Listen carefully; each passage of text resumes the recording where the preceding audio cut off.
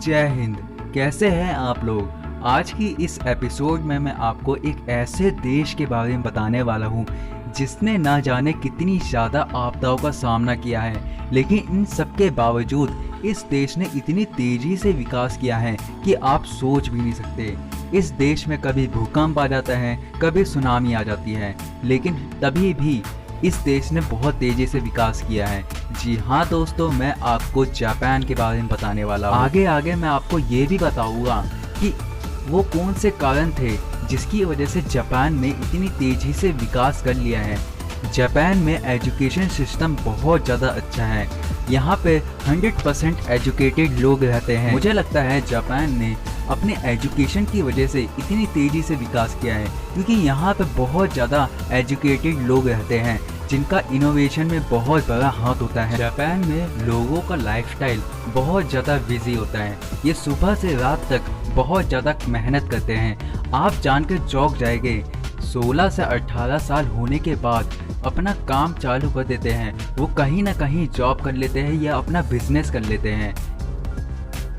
ये बात जापान को दूसरों से अलग बनाता है। जापान के लोग अपनी हेल्थ को लेकर बहुत ज़्यादा कॉन्शियस होते हैं। ये अपनी हेल्थ पे बहुत ज़्यादा ध्यान देते हैं। जब आप एक जापानी को देखते हैं आपको वो बहुत ज़्यादा फिट इंसान लगेगा क्योंकि इनकी लाइफस्टाइल में ही बहुत ज़्यादा बदलाव होता है। ये अपने खाने में बहुत ज़्यादा डाइट कॉन्शियस होते हैं। इनके खाने में आपको तेल मसाले बहुत ज़्यादा कम मिलने वाले हैं जिसकी वजह से ये बहुत ज़्यादा फिट होते हैं। जापान में एक औसत आयु 85 ईयर्स है, यानी कि जापान में 85 ईयर्स तक ज़्यादातर लोग जी जाते हैं। अभी आपको पता होगा कि कोरोना वायरस ने कितनी ज़्यादा महामारी फैलाई हुई है। ये जापान में भी गई थी, लेकिन जापान में बहुत जल्दी इसे कंट्रोल कर लिया गया। जापान में मास्क लगाना बहुत ज़्यादा कंपलसरी है। जापान में टाइम को वेस्ट बिल्कुल भी नहीं किया जाता है। ये अपना टाइम कहीं ना कहीं इन्वेस्ट करते हैं जिसकी वजह से ये दूसरों से अलग बनते हैं। आज के समय में आपको पता ही होगा कि जापान टेक्नोलॉजी के मामले में कितना ज़्यादा आगे चला गया है।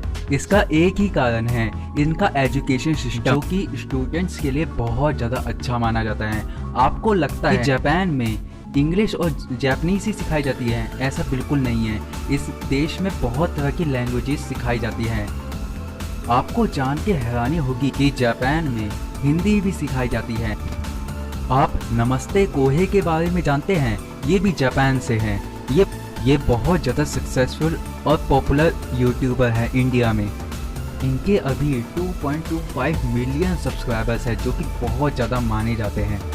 इसके अलावा मायो जापान के नाम से एक चैनल है, ये भी बहुत ज़्यादा पॉपुलर यूट्यूबर हैं। इन दोनों को हिंदी आती है तो इसी भाषा में ये वीडियो बनाते हैं। तो आप जान सकते हैं कि जापान कितना ज़्यादा आगे चला गया है। जिन स्टूडेंट को जोन सी लैंग्वेज पसंद है वो वही सीखता है। अब इंडिया में क्या है कि ज़्यादातर लोग इंग्लिश सीखना चाहते हैं, लेकिन क्यों सीखना चाहते हैं ये नहीं जानते।